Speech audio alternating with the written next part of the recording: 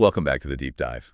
Great to be here. So, you know how this works. You, our listener, you hand us this mountain of information. And today it really is a mountain. We're talking foundational theological texts, classical commentaries, dense historical analysis. Exactly. And our job is to sift through all of it and, well, to bring you the core insights, the things that really make you go, aha, okay, now I get it.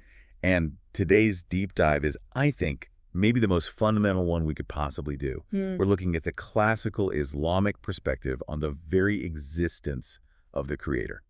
And not just that, but also the incredibly precise, structured way of understanding monotheism, or what's known as tawhid. Yeah, the sources are just, they're foundational. The Quran, prophetic traditions, of course. But also the heavy hitters of scholarly analysis. We're drawing a lot from Sheikh al-Islam Ibn Taymiyyah, his student Ibn al-Qayyim, the great historian Ibn Kathir. And you have to remember, these thinkers weren't operating in a vacuum.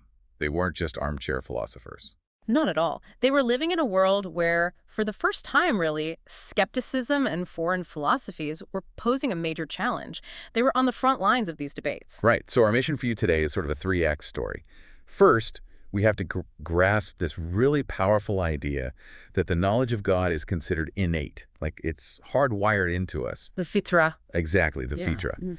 Then second, we'll break down the meticulous three-part structure of tawhid that these scholars laid out. It brings so much clarity. And finally, the best part, in my opinion, the historical drama. The drama, yeah. The intense and sometimes pretty dangerous debates over the best way to prove God's existence. You have this clash between simple, intuitive conviction and these unbelievably complex philosophical arguments. It's a journey that I think will show you just how deeply these thinkers wrestled with faith and reason centuries ago. And why their ideas about what constitutes true, pure monotheism are still so incredibly relevant for anyone seeking clarity today. We're going to see why, for them, a simple gut-level intuition was often seen as far more powerful than a complicated proof. Okay, let's dive right into that core concept, because it underpins everything else. This idea that the existence of the Creator is fitri. Right, fitri. It's a term that means innate, instinctive, natural. The default setting. That's a perfect way to put it. It's the default setting of the human operating system. The word fitra itself, linguistically, means creation or beginning or invention. It's talking about the original uncorrupted state that God created people upon. And that state isn't a blank slate. No, not at all. It's a state that includes, a natural love for goodness, a disposition towards recognizing a single creator, and this inherent readiness to accept truth when it's presented. So faith isn't just something you learn, like algebra. It's something you recognize, something you remember. Precisely. And the sources ground this whole idea in a single pivotal pre-cosmic event, the primordial covenant. This is the moment that sets the stage for all human belief. It's the foundation. They all point back to the verse in Surah Al-Araf. The text says that when God created Adam and all of his descendants, and some scholars interpret this as the souls existing before their bodies, he gathered them. All of us. All of humanity. And he took a covenant from them. He asked a single question, am I not your Lord? And the answer was unanimous. Unanimous. Yes, we bear witness. This covenant, this event that happened before we ever set foot in this world, is presented as the very basis of our innate knowledge. We knew him before we came here and, well, forgot. So if that's true, it completely changes the role of the prophets. Their job isn't to introduce a totally new foreign concept. Exactly. It's a reminder. Their call was never, hey, have you ever considered that maybe a creator exists? That was a given. That was, by and large, completely accepted. Their true mission was to call people back to the pure expression of that belief, to scrape away the layers of custom, ignorance, societal corruption, or, confusing philosophy that had tarnished that original, pure fitra. Which would make outright, genuine denial of a creator an incredibly rare thing, historically. Extremely rare. It would have to be an active distortion of your own nature, maybe even a kind of performance. And the sources really emphasize this. They say that throughout human history, widespread, convinced atheism just wasn't the norm. You had polytheism, idolatry, all sorts of deviations. But even those nations usually acknowledged a supreme, ultimate God at the top of the pyramid. But there were exceptions. The sources named two specific cases. Two main ones, yes. And they're fascinating because they represent two totally different kinds of denial. The first one is, of course, the most famous denier in the scriptures, Pharaoh. Right. And according to Sheikh al-Islam ibn Taymiyyah, Pharaoh's denial was a textbook case of political posturing. It was feigned ignorance. He declared himself the supreme lord for one reason only: power. So it wasn't a philosophical position he arrived at through deep thought? Not in the slightest. The sources call it Zulmana Uluan denial born of oppression and arrogance. It was a tool to maintain his tyranny. But internally, he knew better. He absolutely knew. Ibn Taymiyyah points out that Moses confronts him on this directly. The Quran quotes Moses saying to him, "You have certainly known that none has sent down these signs except the Lord of the heavens and the earth as visual evidence." So Moses is saying, you and I both know who's really in charge here. Exactly. You know the truth. Pharaoh's denial was purely an outward performance, a political lie to protect his throne from the authority of a higher power that Moses was calling to. That reframes it completely. It's a power play, not a worldview. Okay, what about the second group, the Dariyah? The Dariyah. These are the materialists, or the closest thing the classical world had to what we might call atheists today. And their denial was much more sophisticated. Much more intellectually slippery, yes. The theologian Ash-Sharstani, writing in the 12th century, describes their argument. And it's a very clever argument designed specifically to avoid the logical conclusion of an intentional creator. How do they do that? How do you look at the complexity of the universe and not see a mind behind it? They used a kind of semantic trick. They would admit that the world was made or arranged. They weren't denying its structure. Okay. But they attributed its existence to the accidental, random collision of eternal, scattered parts. Their core premise was that matter itself is eternal. It was never created. It always existed. So it's like looking at a computer and saying, yes, it's assembled, but all the silicon and plastic and metal have existed forever, and they just happen to randomly bump into each other over eons to form this working machine. That is a perfect modern analogy. They acknowledged a making process, but a purely materialistic, random one. The sources use this specific phrase, itirazan and et talil, which means they did this as a strategic avoidance of attributing the cause to a wise, living, intentional agent. It let them have their cake and eat it too. They could acknowledge the world's complexity without acknowledging a God they would then have to be accountable to. Precisely. It was a philosophical escape hatch. Which brings us to a huge shift in the narrative. If innate knowledge was the default, and denial was either arrogant politics or a clever semantic game, why did Islamic theology later feel the need to develop terms like proof of the creator? This is a massive turning point. The sources are clear that in the early Islamic environment, terms like existence of God or the philosophical label, the necessary existent, wajib al-wujud, these were all considered bid'ah. Innovations. Unnecessary innovations. They just weren't part of the conversation because nobody felt they were needed. You don't need to prove the sun is in the sky at Newton. Exactly.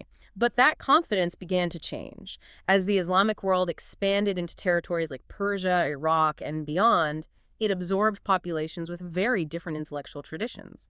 You had this mixing with what the sources call al-Ashshak war-rabe, the people of doubt and skepticism. This would be the Hellenistic philosophers, the Gnostics. Hellenistic philosophers, Sabines, various dualistic sects from Persia, and critically Indian philosophical schools like the Samaniya, who were masters of radical skepticism. And these new ideas started to introduce a kind of intellectual virus into a previously healthy system. That's how the sources portray it, and they suggest it wasn't just an accident of cultural mixing. They claim these debates were actively and intentionally promoted by Zanatika, a term for heretics or profound skeptics. Why? What was the motive? Intellectual envy, according to the texts. They saw the clarity and rapid spread of Islam and sought to undermine it by introducing these confusing, complex philosophical problems designed to trip up new believers and sow doubt about the simplicity of monotheism. This is the perfect setup for those brilliant, simple anecdotes from the early scholars that just cut through all that noise.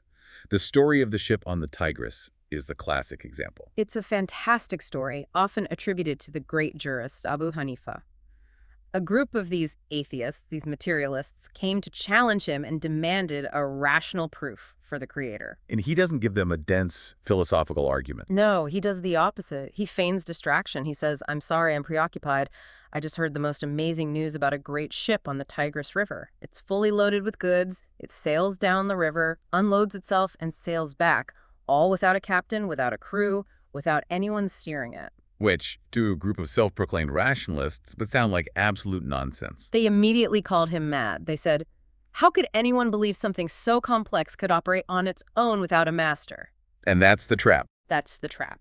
He just turns to them and says, "You call me insane for suggesting a simple ship can't guide itself on a river, yet your minds can accept that this entire vast, perfectly ordered universe, with its rotating planets, its intricate ecosystems, its billions of life forms, runs itself without a mover, without a designer, without a controller." It's a brilliant move. It uses their own logic against them and appeals directly back to that innate, intuitive sense of order, the fitra. It completely bypasses the complex jargon and hits them with undeniable common sense. But we also see the flip side of this, the real danger of getting lost in that jargon. The story about Al-Jam ibn Safwan is a cautionary tale. He was the founder of a major theological school, the Jamia, that was later seen as deviant, and his journey started with a debate. A debate with the Samaniya, those Indian skeptics. They were known for just planting seeds of doubt that could paralyze you. And according to the historical accounts, they were so effective with Al-Jam that he became completely and utterly perplexed. He was frozen. Intellectually frozen. The debate about what or who should be worshipped and whether you could even know threw him into such a state of doubt that he allegedly stopped praying for 40 days. 40 days. That's a profound crisis of faith. It's a total spiritual and psychological collapse.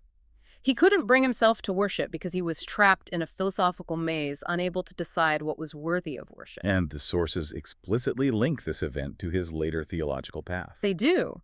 They see this moment of profound confusion as the origin point for his later major deviation, which was the total negation of the divine attributes. It's the ultimate example of the danger that Ibn Taymiyyah and others warned about, the danger of abandoning the clear, innate knowledge of God and insisting that the only valid path is through a complex, acquired, and ultimately confusing philosophical proof. It was, in their view, a direct path to error. Okay, so we've firmly established that the default position is this innate knowledge, this fitra. But as that story shows, the fitra can be clouded. It can be corrupted by your upbringing, by society, by these skeptical arguments. Exactly. And that's why proofs are still necessary. They serve a dual purpose. For the believer whose fikra is sound, they strengthen and deepen that certainty. For the skeptic whose fitra has been buried, they act as a tool to revive it, to bring it back to the surface. Ibn Taymiyyah has a great line on this. He does. He says knowledge is necessary for those whose fitra is sound, but arguments become required when the fitra has been changed or weakened. So to meet that need, the sources lay out 4 primary categories of evidence, 4 pillars that support and confirm that innate knowledge. The 4 pillars are fitra itself, sense or empirical evidence, his, the cosmic signs, ayat al-kawniyah, and finally, scripture, shar. Let's drill down into each of these, starting again with proof 1, fitra. We know it's the foundation, but how does it function as an active proof, beyond just being the default setting? It works as a proof in a couple of active ways. The first is what we could call the proof by necessity, or fakor. Fakor means poverty, neediness, dependence. Our fundamental state of being. Yes. The proof is the undeniable, constant feeling of human dependence. We are not self-sufficient beings. We need air, water, food, security, healing. Our entire existence is contingent. We depend on things outside of our control. Constantly. So the argument is, since this feeling of dependency is a necessary, undeniable part of our consciousness, then the acknowledgement of the object of that dependency, the one independent, self-sufficient creator, is also logically and psychologically necessary. Our contingency points directly to his necessity. That makes sense, and this ties right into the second mechanism, which is maybe even more powerful, the proof by distress. Oh, this is a huge one in the sources. This is that instinctive switch that flips in moments of absolute crisis when all human solutions have failed. The moment you're in a plane and the engine's cut out. Exactly. The sources point out that even the most hardened polytheists, when they are faced with overwhelming, life-threatening danger, a ship sinking in a storm, a fatal diagnosis, a natural disaster, what happens? They forget all their intermediaries. They forget the idols, the saints, the philosophies. In that moment of pure, raw terror, their fitra takes over, and they turn instinctively and exclusively to the one single ultimate power they know can save them. So that crisis moment is like a truth serum for the soul. It really is. The Quran uses this as a powerful rhetorical argument against the polytheists in several places. It says essentially, When you are in a storm at sea, you call on God alone, making your faith pure for him. But as soon as he saves you and brings you to land, you go right back to your idols. It's pointing out the hypocrisy. Your own instincts in a crisis prove you know the truth. Precisely. It confirms that the knowledge of the one true God isn't some optional philosophy. It's a hardwired survival instinct that emerges when our arrogance and illusions are stripped away. Okay, so Fitra is the internal psychological proof. Let's move to proof 2. Al-Hiss, which is sensory or empirical evidence. This is about things we can see and experience directly. This is the proof of the observable, the tangible. And the primary example that the sources use over and over again is the phenomenon of the answered prayer. Istijabat ad-dua. How does that work as a proof? It's direct empirical confirmation. If you are in a situation and you ask for a specific outcome that is, by all natural laws, impossible, or at least wildly improbable, And it happens, immediately and undeniably, then you have just witnessed a direct intervention in the physical world. You have sensory data that proves the existence of a listening, powerful, and responsive creator who can act outside the normal causal chain. You're seeing the creator's signature on reality. A perfect way to put it. You've conducted an experiment, in a sense, and the result is a miracle. And the classic anecdote for this is the story of the Bedouin and the drought. It's told in a way that emphasizes the immediate empirical nature of it. It is. The narrator, Anas, is very careful to set the scene. He says the prophet was giving the Friday sermon, and the sky was completely clear, like a piece of glass. There was no hint of rain. And the community was suffering from a severe drought. A terrible drought. A Bedouin stands up and interrupts the sermon, crying out, "O messenger of God, our wealth is destroyed and our families are starving. Pray to God to give us rain." And the prophet responds immediately. He just raises his hands in prayer. And Anas swears by God that the moment he did, a cloud just one, described as being shaped like a shield, appeared from behind a mountain. It rose, spread across the sky. And the rain started before he even finished the sermon. Before he even came down from the pulpit. The rain was pouring so hard that water was dripping from the prophet's beard. It rained for a week straight. For the congregation that witnessed that, seeing a clear blue sky transform into a torrential downpour in minutes, that is an undeniable sensory hiss proof of a responsive God. Okay, that's powerful. So we have innate proof and sensory proof. Then we get to the big one, proof 3, alai al-kania, the cosmic or natural signs. This is the most common and expansive category of proof in the Quran itself. It's the argument from design, from complexity, from contingency, on a massive scale. The argument that says basically, just open your eyes and look around. That's the essence of it. Every created thing, or mudith, requires a creator, a mudith. That's the foundational premise. When you observe the universe, the perfect orbits of planets, the complexity of a single cell, the water cycle, the laws of physics, you're observing a vast, intricate, and contingent system. And a system that complex can't just happen by accident. It necessitates an agent who is infinitely capable, wise, and purposeful. This brings us back to that amazing quote from the Bedouin. I love this quote. It's so simple and so profound. It's the perfect summary of the whole argument. He said, "The track indicates the passing of a traveler, and the droppings indicate the passing of a camel. A sky full of constellations, an earth full of ravines, and seas full of waves, do they not indicate the all-hearing, the all-seeing?" It's pure, uncorrupted logic. If a tiny footprint proves a person walked here, the entire cosmos proves a creator exists. He bypasses centuries of philosophy and gets straight to the point. And the sources elaborate on this, saying that every single sign in nature actually gives us a dual inference. Two pieces of information. What are the two? First, there's the general inference, the simple existence of the creator, the mover, the designer. But second, there's a specific inference. The sign also points to a particular attribute of that creator. Give us an example. Okay, so the falling of rain, in general, points to the existence of a God who controls the weather. But specifically, it points to his mercy, his provision, his name Ar-Razak, the provider. A bolt of lightning points to his might and power. The intricate design of a butterfly's wing points to his wisdom and his name Al-Musawwir, the fashioner. Every sign is both a proof of existence and a lesson about his nature. And the Quran takes this line of reasoning and turns it into this inescapable logical challenge. Yes, this is the killer argument in Surah At-Tur. It's an argument of elimination that basically corners the skeptic. It asks a series of questions. It starts with, were they created from nothing? Right. Option 1. You came from absolute nothingness. which is rationally impossible because nothing can't create something. Nothingness has no power, no agency. Okay, so that's out. What's the second option? Or are they the creators of themselves? Option 2, you created yourself. This is also a logical absurdity. It's a paradox. Because to create yourself, you would have had to exist before you existed in order to perform the act of creation. Exactly. It's an impossible circular argument. So since you can't come from nothing and you can't create yourself, both of the primary alternatives to a creator are eliminated as being rationally incoherent. Which leaves only one logical possibility. The inescapable third option. You must have an external creator who is not himself created, not contingent, and not subject to these rules. The argument is designed to be logically airtight. That's incredibly clear. Okay, the fourth and final pillar. Proof 4. Asher's scriptural or prophetic evidence. This proof is based on the messengers themselves and the content of the revelation they bring. It has two main dimensions. First is the proof from miracles, or barahin. How does a miracle prove God? The logic flows like this. A man comes to a people and makes an extraordinary claim.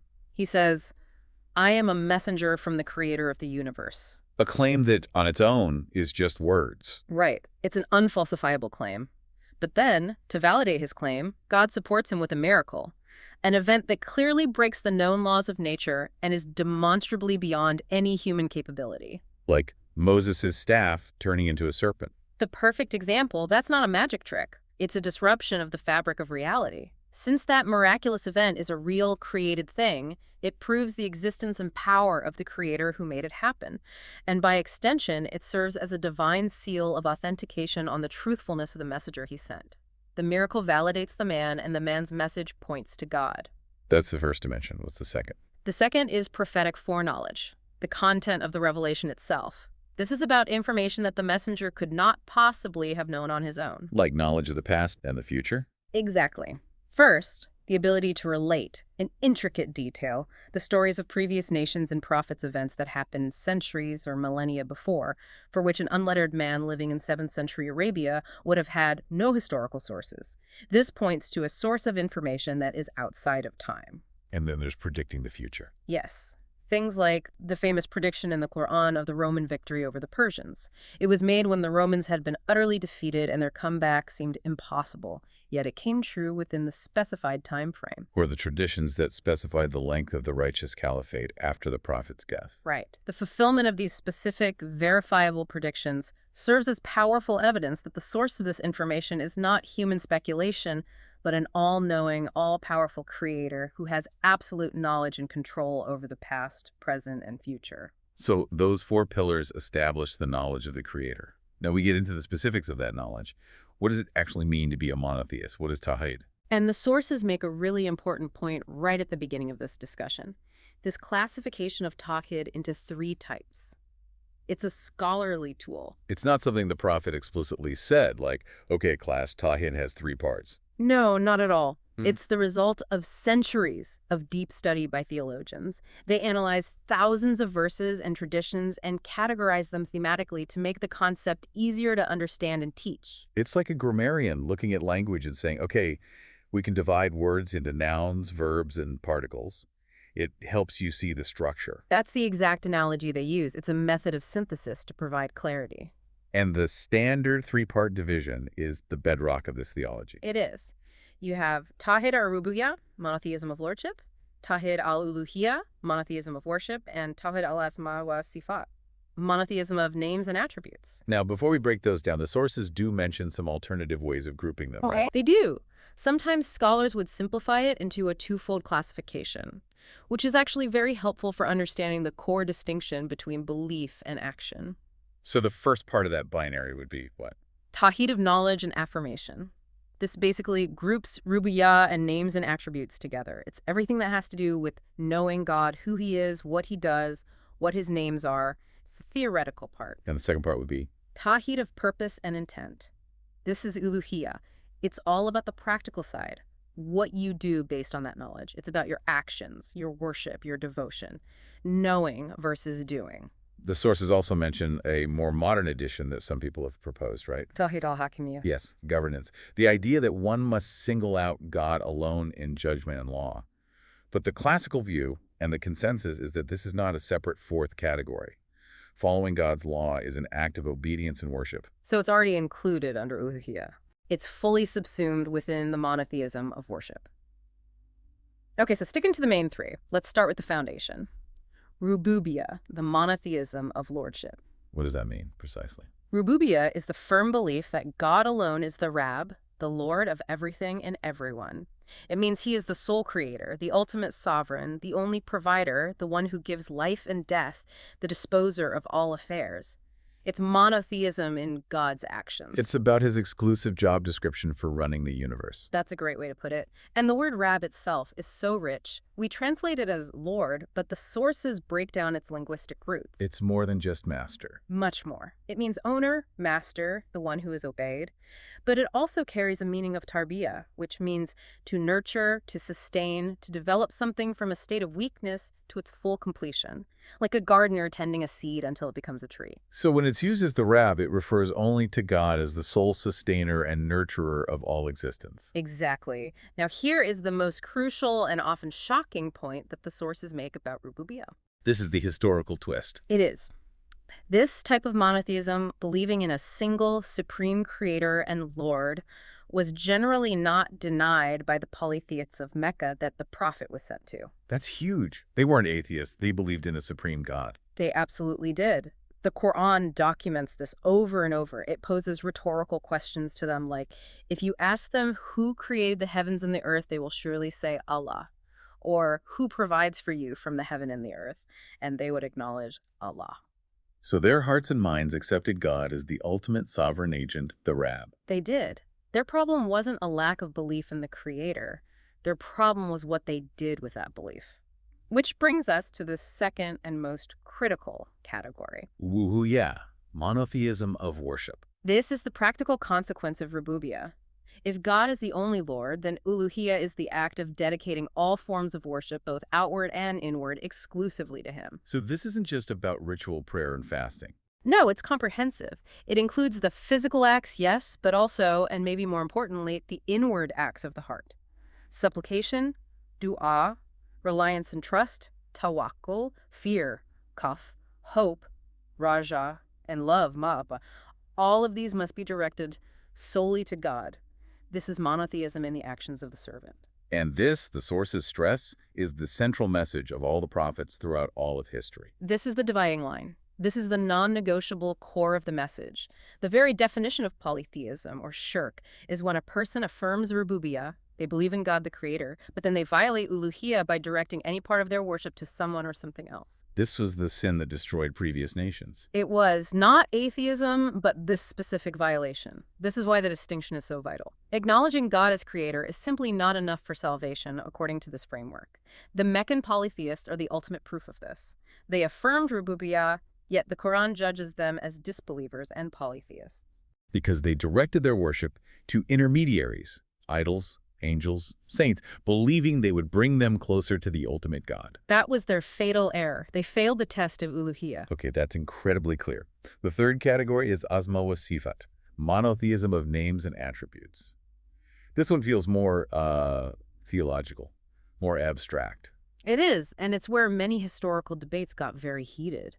This category is about the correct way to understand who God is and what he is like, based on how he has described himself in Revelation. So it's about affirming his names, like the merciful, the king, the all-knowing. And his attributes, like his hearing, his seeing, his knowledge, his power, his will. It means affirming all of these as they are mentioned in the Quran and the authentic prophetic traditions. But there's a crucial balancing act here, right? A very crucial one. The principle is to affirm what he has affirmed for himself, while simultaneously affirming his absolute perfection and uniqueness, and negating any deficiency or resemblance to his creation. This is the theological tightrope. How do you describe God without making him seem like a created being? The sources give us a golden rule, a single verse that governs this entire topic. It's from Surah Ash-Shura. Laisa kamithlihi shay'un wa huwa as-sami'ul basir. There is nothing like unto him, and he is the hearing, the seeing. Exactly. That verse gives you both sides of the equation. The second part, he is the hearing, the seeing, commands you to affirm the attributes. You cannot deny them. But the first part, there is nothing like unto him, commands you to negate resemblance. You must affirm, he hears, but not like we hear. He sees, but not like we see. So it's about holding those two truths in tension. It is. And to maintain that balance, the scholars identified 4 specific errors that must be avoided at all costs. Okay, let's walk through them. What's the first one? The first is tatil, which means negation or denial. This is the error of saying, to avoid making God seem human, I'm just going to deny that he has these attributes at all. So they would deny that God really speaks or sees or has a hand, even when the texts say so. They empty the attribute of its meaning. Completely. The second error is ta'rif, which is distortion. This is more subtle. You accept the word, but you twist its meaning to something else without any linguistic proof. For example, whenever the word hand is mentioned for God, they say it doesn't mean hand at all, it's just a metaphor for power or favor. So they change the meaning to fit their philosophical model. Exactly. The third error is the opposite extreme, tamthil, which means making a direct comparison or resemblance. This is saying, God's hearing is just like our hearing, or God's hand is like a human hand. This violates the nothing is like him part of the rule. And the fourth? The fourth is takiyef. This means trying to define the how, the modality of the attribute, asking questions like, what is the physical shape of God's hand? Or what is the mechanism by which God sees? Since God's reality is beyond our sensory experience, any attempt to define the how is just human speculation and a form of anthropomorphism. So the correct path is to simply affirm the word as it came, believe in its reality, but consign the knowledge of how it exists entirely to God. That's the methodology. Accept the revealed truth without distortion, but also without comparison or trying to explain its mechanics. It's an act of intellectual submission to the limits of human understanding when it comes to the divine reality. So we have these 3 distinct categories, but the sources are very clear that you can't just pick 1 or 2. They're not a buffet. Not at all. They insist that true, complete monotheism requires all 3 working together. They are completely interdependent. They form a single, coherent whole. And the scholars describe this relationship using some specific logical terms, right? Entailment, inclusion. Yes, they lay out a kind of logical loop that shows how they necessitate one another. It's a very elegant structure. Okay, so let's walk through that loop. How does Rububiyah connect to Uluhiyah? First, Rububiyah entails Uluhiyah. This is the rational consequence. If you truly believe and affirm that God is the sole creator, the sole provider, the sole controller of your life and death, if he alone holds all that power, then it logically follows that he alone deserves your worship. it's a necessary conclusion. You can't rationally say, this being does everything for me, but I'm going to direct my thanks, my hope, and my pleas to this other being over here. It's a contradiction. So, affirming his lordship entails that you must direct your worship to him. Okay, and the relationship also works in the other direction? It does. Uluhiyah includes rububiyah. Think about it. The very act of worshiping a deity, of dedicating your deepest supplications and fears to them, inherently implies that you believe that deity has the power of lordship. You wouldn't pray for rain to something you didn't believe controlled the clouds. Precisely. So the act of singling out God in worship, uluhiyah, contains within it the acknowledgement and affirmation of his status as the Lord Rububiyah. And how does the third category, names and attributes, fit into this? Asma wa sifat is the knowledge base that encompasses both of them. It's the foundation upon which the other 2 are built. How so? You acknowledge his lordship, Rububiyah, because you know his names and attributes related to power, like the Almighty, the King, the Creator. And you dedicate your worship to him, Uluhiyah, because you know his names and attributes related to mercy and appeal, like the forgiving, the hearer of supplication, the most loving. A true understanding of his beautiful nature is what motivates both acknowledgement and devotion. So they're all locked together. You can't separate them. They're inseparable, and this is so fundamental that a scholar like Ibn al-Qayyim makes the bold claim that the entire Quran, from the first page to the last, is about Tawhid. Every single verse. How does he break that down? It's a beautiful analysis. He says any verse in the Quran is doing one of a few things. It's either informative, it's telling you about God, his names, his attributes, his actions. That's Rububiyah and Asma wa Sifat. Okay. Or it's a command or an invitation. It's calling you to worship him alone and abandon all other deities. That's Uluhiyah. Or it's about law and the requirements of that worship, detailing the rights and responsibilities that come with your commitment to him. And finally, it's describing the consequences, the stories of those who upheld Tawhid and were rewarded, or those who violated it and were punished. So everything revolves around this central axis. Everything. The entire revelation is a holistic document, reinforcing this one singular, multifaceted truth. This brings us back to that crucial point we need to hammer home for the listener. The absolute insufficiency of just believing in a creator. The insufficiency of Rububiyyah alone. We have to keep returning to this because it's the central lesson from the story of the Meccan polytheists. They were not atheists, but their belief was rejected. It wasn't enough. It wasn't. And the early commentators on the Quran were very clear about this. There's that verse in Surah Yusuf which says, "And most of them do not believe in Allah except while they associate others with him." Which sounds like a contradiction. How can you believe and associate at the same time? Exactly. A great early scholar, Mujahid, explained what this meant. He said their belief was their verbal acknowledgement, their statement that Allah is our creator, our provider, and the one who gives us death. That was their Rububiyyah part. That was their sound Rububiyyah. But, he says, they practiced polytheism in their worship. While acknowledging him as creator, they directed their love, their sacrifices, their supplications, and their vows to their idols and intermediaries. They were making that fatal logical leap saying, we only worship these idols to bring us closer to Allah. That was their justification. They saw the supreme God as too great, too distant, and thought they needed these intercessors to get his attention. And the sources are absolutely emphatic that this is the essence of shirk. That intellectual acknowledgement of a creator means nothing if your devotion is directed elsewhere. True monotheism is not just a philosophical position you hold in your mind. It demands the total, practical, exclusive commitment of your actions and your heart. That's uluhiyah. All right, now we come to the part of the story with the most conflict, the historical drama. We've established this clear, simple, innate path to knowing God, supported by revelation. The fitra path. Right. But when that path collided with the foreign philosophical traditions we mentioned earlier, a new approach was born, a much more complicated one. This is the scholarly critique of kalam, or speculative theology. Yes. The schools of thought like the Jamiyya, the Mu'tazila, and later on some of the Ash'aris, they looked at the skeptical arguments coming from Greek and Indian philosophy and felt that the simple proofs from the Quran weren't intellectually rigorous enough to counter them. They felt they needed to fight fire with fire, to use philosophy to defend faith. Exactly. So they developed their own proof, borrowing heavily from Aristotelian metaphysics. And this became the famous, or infamous, proof of accidents and the contingency of bodies. Which is notoriously difficult to even understand, let alone use. Oh, it's incredibly complex. Let's try to walk through the basic steps just so you, our listener, can appreciate why it caused so much controversy. Okay, lay it out for us. Step 1. The universe is composed of bodies, asam, which are physical substances. And these bodies cannot exist, even for an instant, without having accidental properties. What's an accident in this context? It's a property that is not essential to the substance. Things like movement, rest, color, temperature, shape. A ball is a body. Its red color and the fact that it's rolling are its accidents. Okay, so bodies always have properties. Always. Step 2. They then have to prove that all these accidents are, by their very nature, created in time. Native. They do this by pointing out that they are always changing. A body is moving, then it's at rest. It's hot, then it's cold. Since they begin and end, they can't be eternal. Precisely. They are constantly coming into being after not being, so all accidents are created.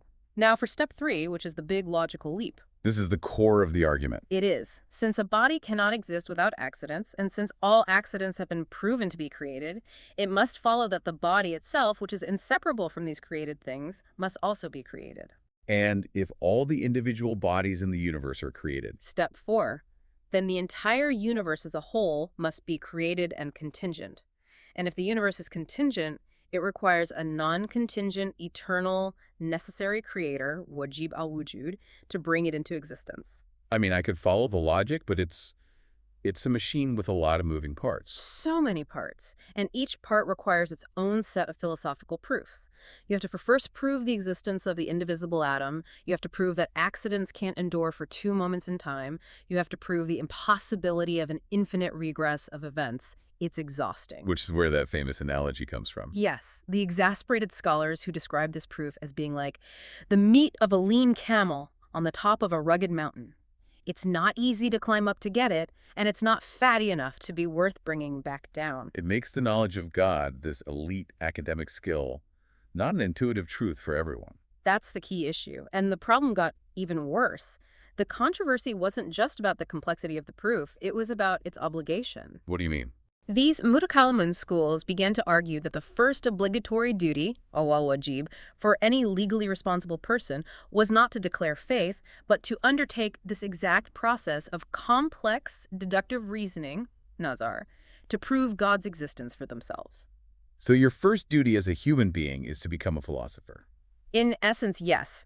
They were claiming that faith based on tradition or revelation or your innate feeling was not valid knowledge.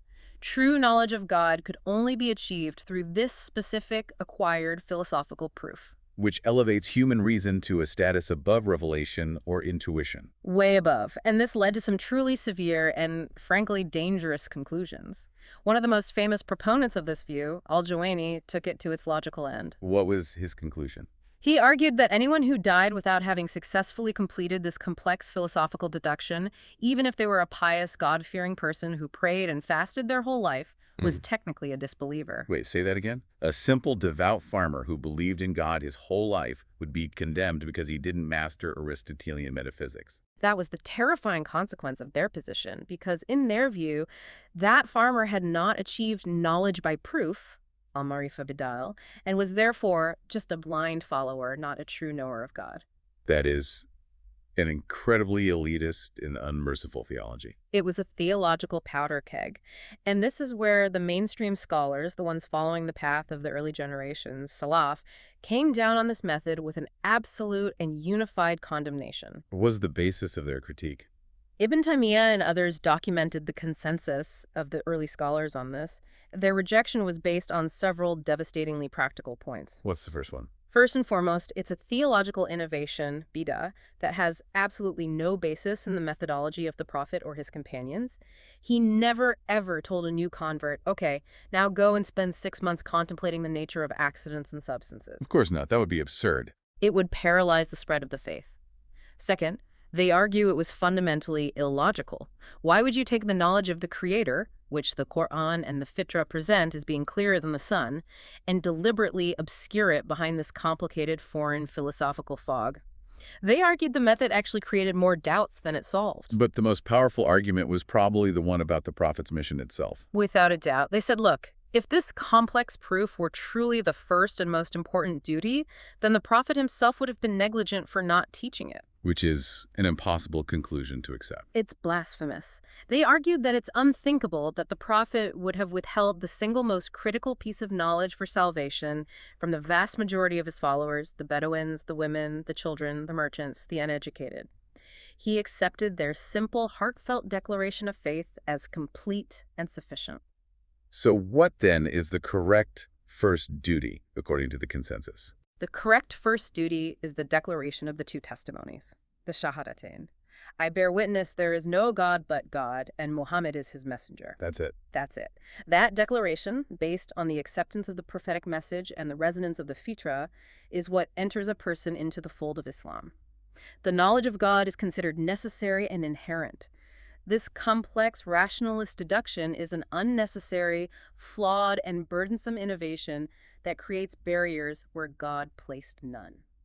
#outro. Wow, we have covered a huge amount of ground in this deep dive, from the very idea of innate knowledge in our souls. All the way to the structure of monotheism and these intense, high-stakes theological debates about the nature of proof. We really unpack that foundational claim that knowledge of the Creator is fitri, that it's our default setting, only to be clouded by outside influences. And we saw how that innate knowledge is bolstered by the 4 pillars. The fitra itself, the sensory, the cosmic, and the scriptural proofs. And we laid out, I hope clearly for you, those 3 essential components of Tawhid.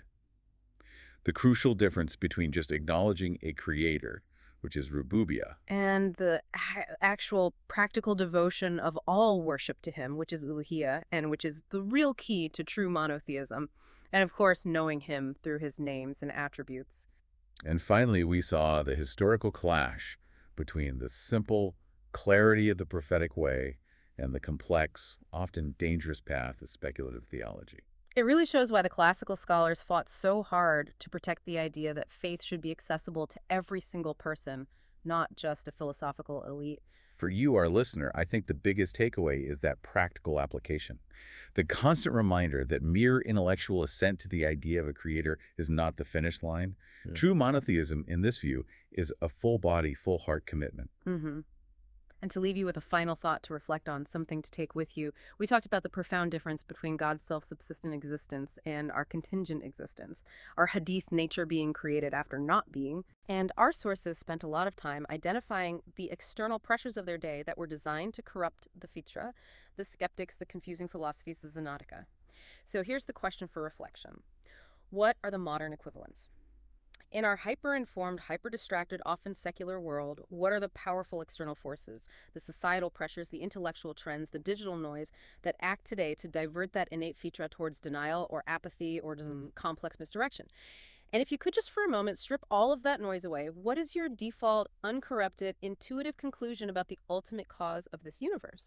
تو آج ہم جن ذرائع کا جائزہ لے رہے ہیں نا، وہ اسلامی عقیدے کے ایک بہت ہی بنیادی سوال سے جڑے ہیں جی کہ خدا کا تصور، مطلب یہ انسان کے ذہن میں آتا کیسے ہے؟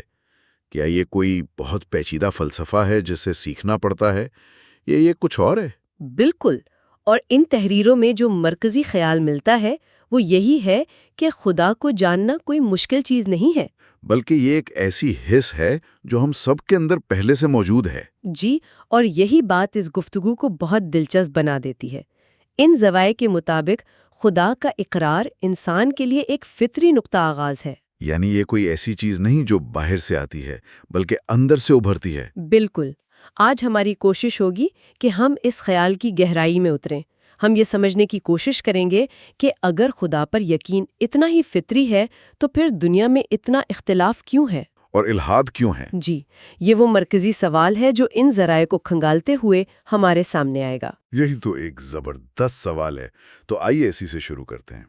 سب سے پہلا اور بنیادی تصور جو ان تحریروں میں ملتا ہے وہ فطرت کا ہے۔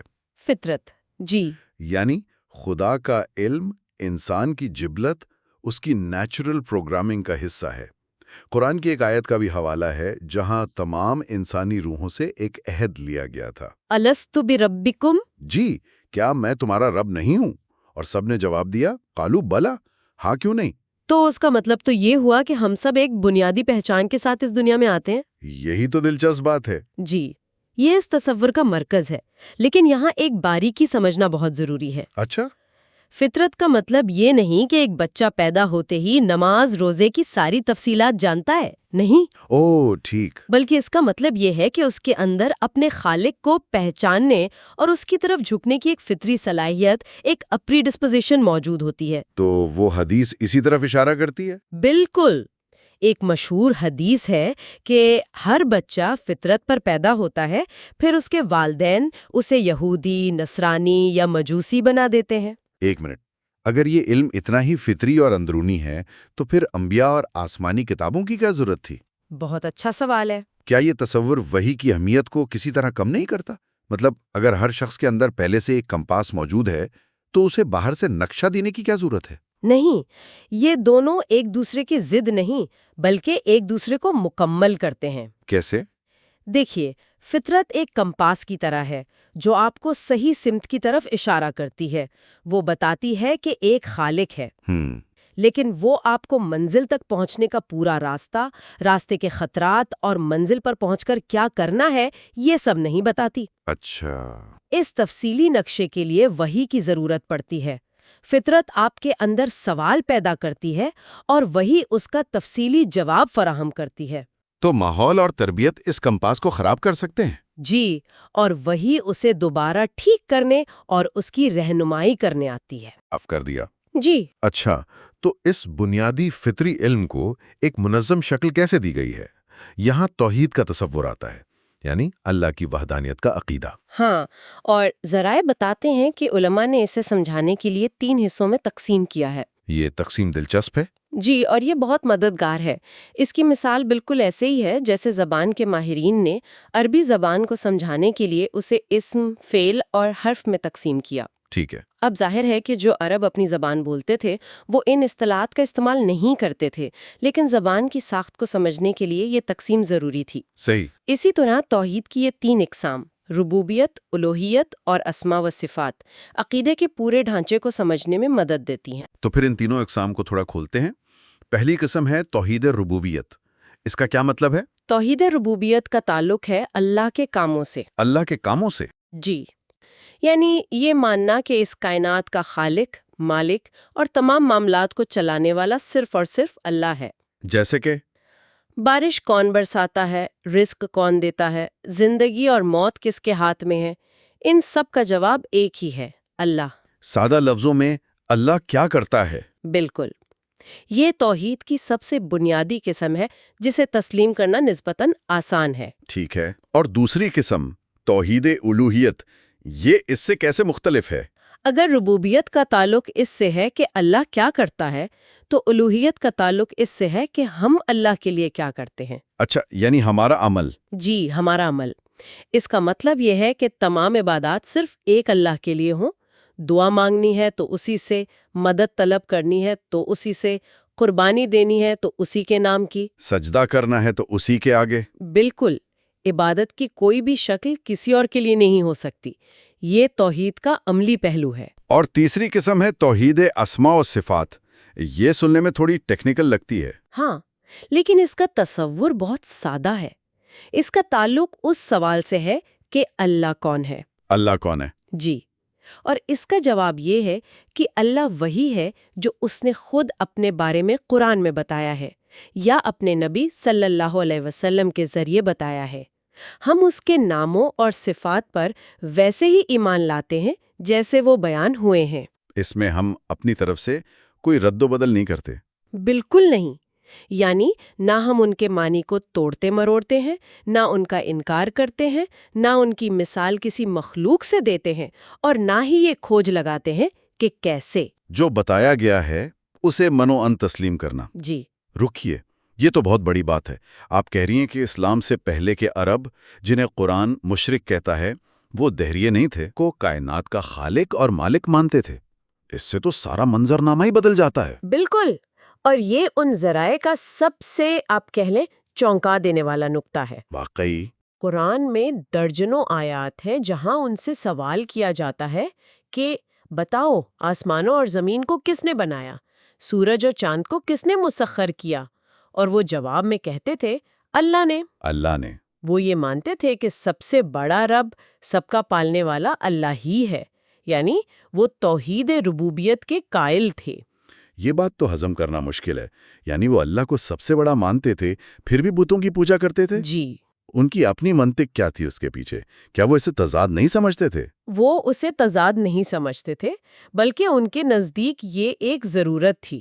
ان کا مسئلہ توحید الوہیت میں تھا۔ اچھا۔ وہ کہتے تھے کہ اللہ بہت بلند و بالا ہے، ہماری رسائی سے دور ہے، ہم گناہگار لوگ اس سے براہ راست کیسے رابطہ کریں؟ تو بت ایک ذریعہ تھے؟ جی، تو یہ جو ہمارے بزرگوں اور نیک لوگوں کے بت ہیں، یہ اللہ کے دربار میں ہمارے سفارشی ہیں۔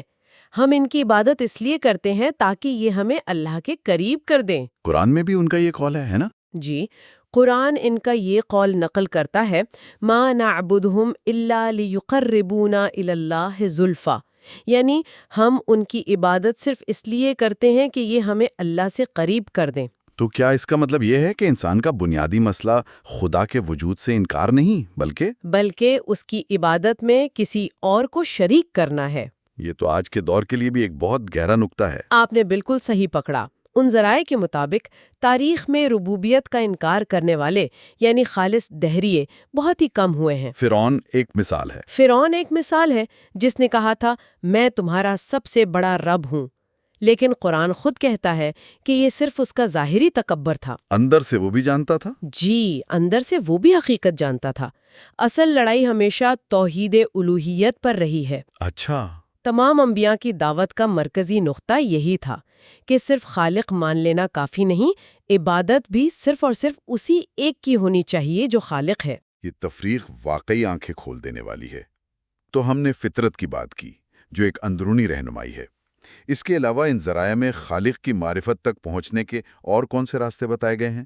فطرت کے علاوہ 3 اور بڑے راستوں کا ذکر ملتا ہے۔ ٹھیک ہے۔ پہلا تو ہے دلیل عقل، یعنی اپنے ارد گرد کی کائنات پر غور کرنا، اس کے ڈیزائن، اس کے نظم و ضبط اور اس میں موجود حکمت کو دیکھنا۔ ایک بدو کا قول بہت مشہور ہے اس سلسلے میں۔ جی، جو اس دلیل کا خلاصہ ہے۔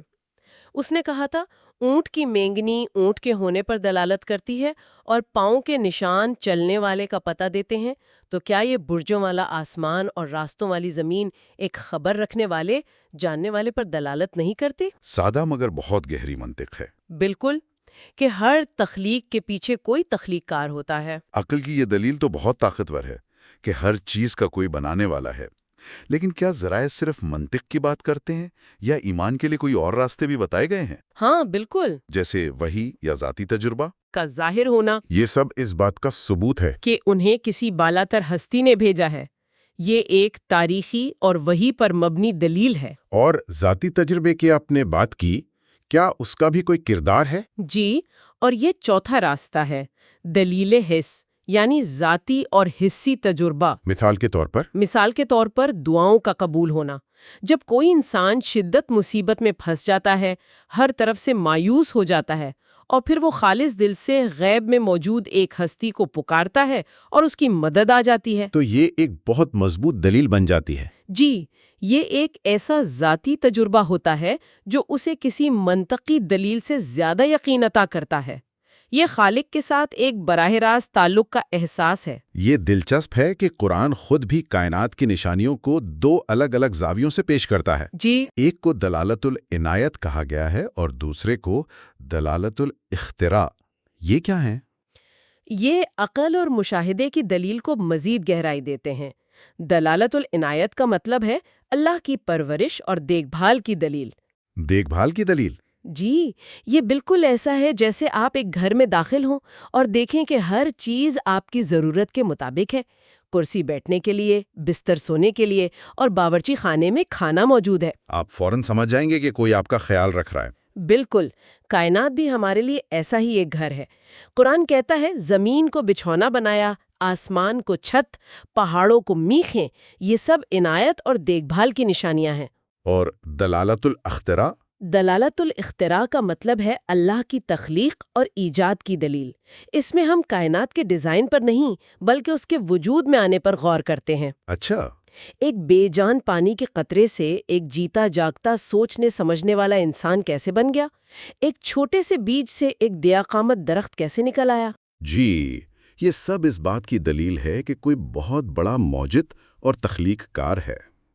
جی، یہ دونوں دلائل مل کر ایک بہت جامع تصویر پیش کرتے ہیں۔ تو اگر میں پوری گفتگو کا خلاصہ کروں تو ان ذرائع کے مطابق خالق کا علم سب سے پہلے ایک فطری احساس ہے۔ یہ ہماری کور پروگرامنگ کا حصہ ہے۔ صحیح۔ پھر توحید کا تصور اسے ایک منطقی اور عملی ڈھانچہ فراہم کرتا ہے جس میں خالق کو ماننے یعنی ربوبیت اور صرف اسی کی عبادت کرنے یعنی الوہیت۔ ہاں، ان دونوں کے درمیان فرق بہت کلیدی ہے، اور آخر میں اس معرفت تک پہنچنے اور اسے مضبوط کرنے کے لیے فطرت، عقل، وحی اور ذاتی تجربے سمیت کئی راستے موجود ہیں۔ آپ نے بالکل درست خلاصہ کیا۔ اور یہاں ایک آخری فکر انگیز نقطہ یہ ہے کہ بعد کے ادوار میں کچھ متکلمین یعنی ایتھیولوجنز نے خدا کے وجود پر بہت پیچیدہ اور فلسفیانہ دلائل قائم کیے۔ جیسے دلیل حدوث؟ جی، کہ کائنات حادث ہے، یعنی ہمیشہ سے نہیں تھی، اس لیے اس کا کوئی بنانے والا ہے۔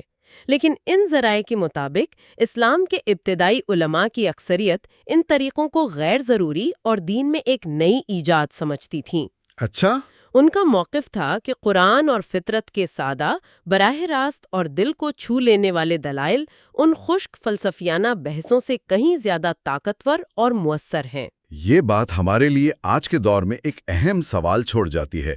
معلومات اور پیچیدہ نظریات کے سیلاب میں اس سچائی کی کیا اہمیت رہ جاتی ہے جسے بنیادی طور پر اتنا سادہ اور خود واضح کہا گیا ہو؟ بالکل۔ کیا ہم نے آسان جوابات کو غیر ضروری طور پر مشکل بنا دیا ہے؟